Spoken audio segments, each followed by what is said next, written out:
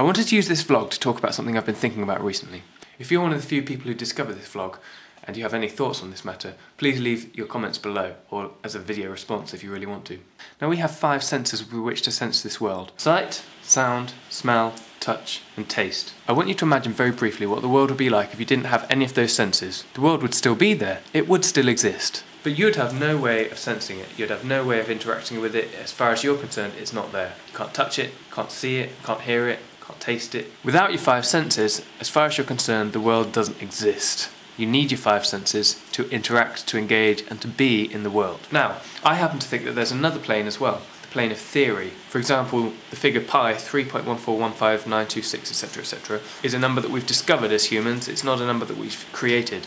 But we've had to conceive of that number in our mind, because only in our mind exists a perfect circle for which we need the number pi. So pi doesn't exist in the real world. Pi has always existed on that theoretical plane. Humans weren't around when the concept circle was around. But the concept circle wasn't around on the Earth. The concept circle was around on the theoretical plane. Now, if any other animal had the ability to conceive of a circle and to create a circle, then they would theoretically have the capability to work out pi, 3.1415926, and it would be the same number whether they discovered it millions of years ago or millions of years in the future. Therefore, it always exists, therefore we've created it, we've not discovered it. If this is the case, then perhaps the plane of theory is an alternative dimension which we as humans can discover because we have an extra sense which animals don't have. That sense being our mind. If our mind is the 6th sense, it can sense things like numbers, geometry, engineering. It can sense metaphorical concepts which other animals just can't grasp. So there's a possibility that there are these 2 different planes. The real physical plane, which we can only sense when we've got our sight, smell, touch, hearing and taste working properly. If we don't have those working properly, then we can't sense the physical world. But if we don't have our brain working properly, we can't sense this theoretical plane. The theoretical plane isn't a place you can go, but it runs parallel with our world, and it interacts with our world. For example, all the laws of physics exist on the theoretical plane. We can tap into them and understand why things happen in this world, but you can't go there. It's not like Devon. We see how the 2 interact very closely because the physical world responds to things like the theory of gravity, the mass, acceleration, and so forth and so on. Now, the 3rd realm which I was wondering about, and this is the one I'd really like your comments on, is the realm of spirit.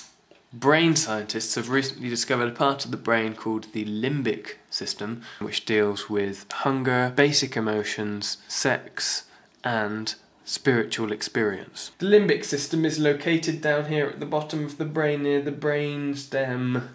It's quite an old part of the brain and therefore fairly important. Now, some scientists say that the limbic system is proof that there is no God because just if we have a spiritual experience, it's just generated in this part of the brain. But I think that that makes as much sense as saying there is no physical world because when we see, it's just images being projected onto the back of our eyes. Therefore, that's proof that what we see is just generated in the brain. It's true it's generated in the brain, but it's reflected from somewhere. My thought was that perhaps the limbic system is the sense in the spiritual world in the same way that seeing, hearing, touching, tasting and feeling are our senses in their physical world. If our spiritual senses have fallen into disrepair, then it may take a long time for us to be able to actually sense anything with our limbic system. If you'd gone years without seeing anything through your eyes, then suddenly to be shown a picture, your brain wouldn't be able to process that very quickly, and you might come up with all other logical explanations for what's actually happening there. I don't know what that is, but it could be caused by backfiring of neurons in my brain.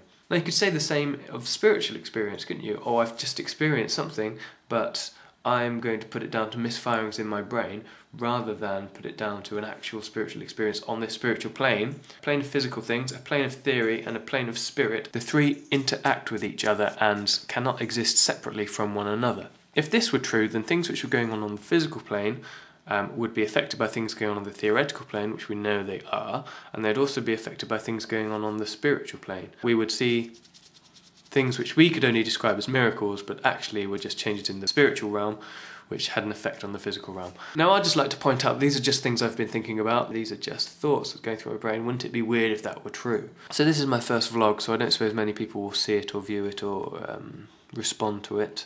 So let me know what you think, please. Leave a comment or just view it and think what a prat and then move on, but there's no point hating on YouTube, so show me the love. Okay, goodbye.